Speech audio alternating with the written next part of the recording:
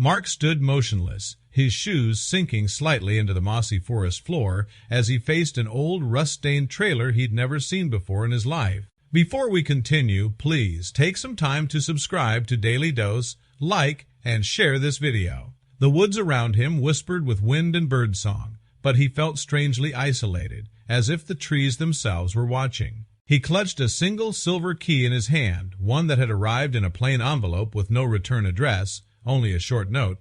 "Your father wanted you to have this." Mark hadn't seen his father in over 15 years. The man had vanished from his life when he was just 3, and now, without warning, he was gone, and had left Mark this strange, abandoned trailer in the middle of nowhere. He walked around it slowly, circling twice. The trailer looked neglected, rust eating away at the corners, paint flaking off like old scab. There was nothing remarkable about it, nothing that explained why his estranged father had hidden it out here miles from the nearest road. But Mark knew one thing. The answers weren't outside. They were waiting inside. With one deep breath, he slid the key into the lock. The door creaked open, groaning like it hadn't been used in years. The smell hit him instantly. Mildew, damp wood, and something far worse. Animal feces. Something had been living in here, and whatever it was, it didn't care about cleanliness. He covered his nose with his shirt and stepped inside. The interior was a nightmare. Rotten food containers stacked on the counter, mold blooming on the walls, scraps of old fabric strewn across the floor like forgotten memories. He almost turned back, but something made him stay. Something pulled at him. This place held something more. Then came the sound, a loud thud from the kitchen cabinet. Mark froze. Another thump, then scratching. Something was alive in there, and it knew he was too. His heart pounded in his ears. His first instinct was to run, but curiosity, always a dangerous companion, took over. He inched closer to the cabinet, every step feeling like he was stepping deeper into a trap. His hand hovered over the handle. He yanked it open. A huge opossum exploded from the cabinet and darted past his feet, vanishing through a broken panel. Mark stumbled back, falling to the floor, gasping. Then he laughed, a deep, shaken laugh that came from relief more than amusement. But that relief vanished the moment his eyes caught something else inside the cabinet. It was a small notebook, thick with dust, tucked away behind a stack of old cans. He reached for it. His fingers hesitated when he saw the name Henry Lawson written in faded ink across the cover. His father's name, the first clean thing in this entire trailer. Mark sat cross-legged on the dirty floor and opened the book. At first it read like a journal, entries dated years ago. Short notes, observations. But several pages in, the handwriting changed.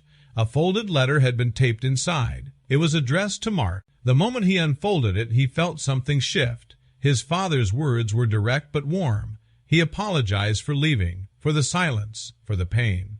But what followed turned that pain into confusion. Mark read aloud, "We didn't have a choice. Staying would have put you in danger. We had to disappear." His chest tightened. What danger? What were they hiding from? At the end of the letter was a single sentence written in bold strokes.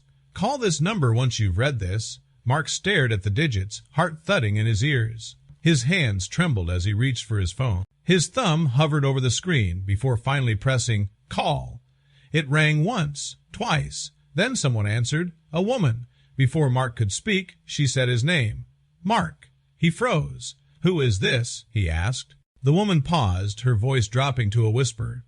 "There's no time to explain. Behind the trailer, beneath a white garden chair, dig." "What? Why? Who are you?" "Just dig. You'll find something. Call me back the moment you do." The line went dead. Mark sat in silence, his thoughts racing. Who was she? How did she know his name? Why was she giving him directions like this? And why did he feel like he needed to obey? The chair was there, just like she said, weathered, slightly crooked. He hesitated, then grabbed a broken table leg and began to dig. Minutes passed. Dirt flew, then thunk. His fingers brushed something plastic and sealed. He pulled it free, a binder, white, thick, wrapped tightly in clear plastic. He tore it open and flipped through the contents, dozens of pages. Legal documents, financial records, transactions. All names and numbers that meant little to him until he reached the very last item, a photograph. 5 men standing side by side, their faces captured clearly, Cold eyes, suits, like men who smiled at funerals. Mark didn't know what he was holding, but he knew it was something dangerous. He called the number again. The woman picked up instantly. "You found it?" she asked, her voice cracking. "Yes," Mark replied. She began crying. Not soft, quiet tears, but ones held back for years. "You have no idea what you've just done," she whispered. "You've just changed everything." There was a long silence. Then, with a shaky breath, she said words that froze Mark's soul. "My name is Judy Peterson. I'm your mother." Mark didn't respond immediately. His breath caught in his throat. 1,000 thoughts rushed through his mind. Was this a mistake? A cruel prank? But deep down, in that quiet place where truth echoes before words, he knew this voice, that name. It was real. I don't understand," he finally said. "I know, sweetheart," she replied softly. "But it's time you finally understood everything." And then she said something even more unbelievable. "Your father is alive too. He's here with me." Mark staggered to his feet, gripping the phone so tightly his knuckles turned white. His knees went weak. "I was told he was dead." "That's what we wanted you to believe. It was the only way to protect you," she said. "We've been in witness protection for the past 15 years. Then she put the call on speaker. A deep, warm voice filled Mark's ear. "Mark, it's me. It's Dad." Mark sank to the ground, his back pressed against the side of the trailer. He didn't cry, not at first. His body just sat there in stunned silence. Then came a tear, then another, until he couldn't hold them back anymore. His father continued, "We're sorry, son, more than you'll ever know." Mark choked out, "Why? Why did you disappear like that? Why didn't you tell me?" Judy answered, "We didn't want to leave you, but if we stayed, they would have found us, and they would have found you." She explained it all in a trembling voice. Years ago, Henry had been working as an accountant for a large firm. He believed it was legitimate until he discovered it had been taken over from within by a powerful criminal network. Laundering, fraud, offshore accounts, everything. When Henry realized what he'd stumbled upon, he went to the authorities. They promised protection. They took his evidence and said they'd act. Instead, their house was ransacked a week later, and only law enforcement knew where they lived.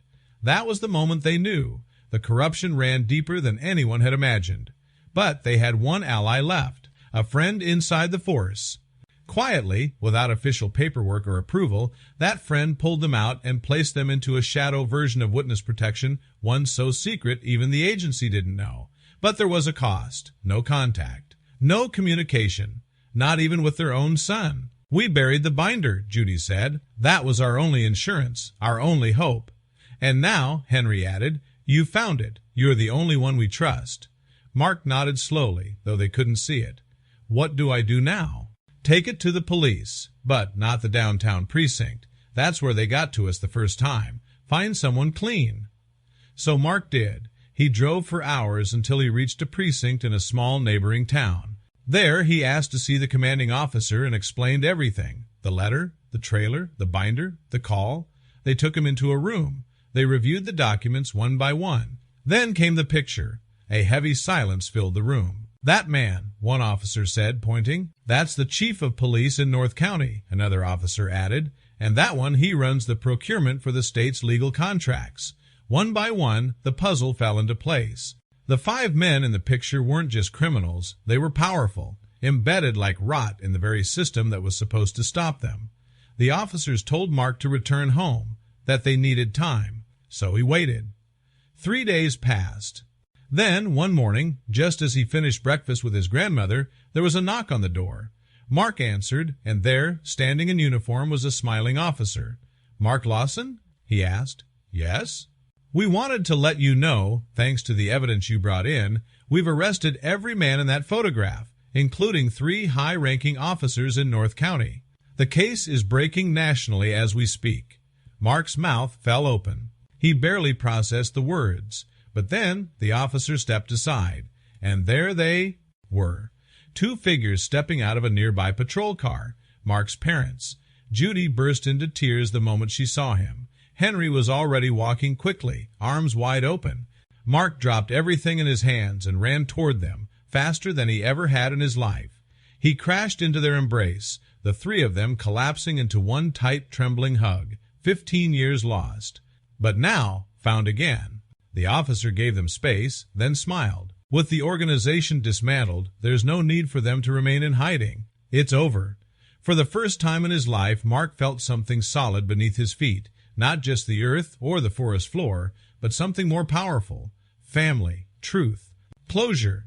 And as they drove away from that forest, that trailer left behind like a sealed time capsule, Mark knew his life would never be the same again. Not because of the mystery, but because it was finally over.